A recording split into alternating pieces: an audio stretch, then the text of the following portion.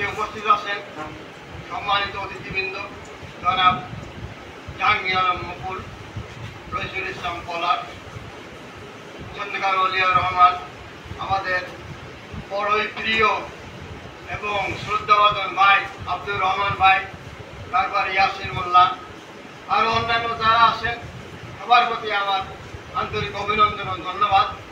আমি আপনাদের মাঝে বক্তব্য বেশি বাড়াতে চাই না।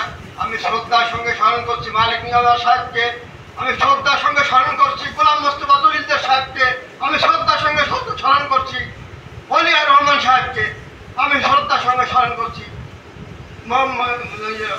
জনাব এ.কে.এম. জামালউদ্দিন নান্নু সাহেবকে। তাদের রোহর মাগফিরাত কামনা করছি।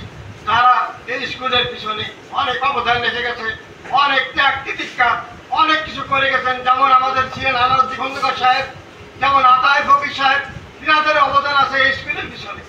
কিন্তু বর্তমান প্রজন্ম সেই স্কুলটাকে ধ্বংস করার জন্য উঠে পড়ে লেগেছি। আমরা এর অধিকার চাই, আমরা চাই সুষ্ঠু সমাধান। যেখানে প্রস্তাব করা হয়েছে নর সীতাকে সে আমার মামা, ইয়াগর শীতের আমার মামা, আমার যেমন নানা বাড়ি, সেই হিসাবে আমি সেই প্রস্তাবকে সমর্থন করে আমি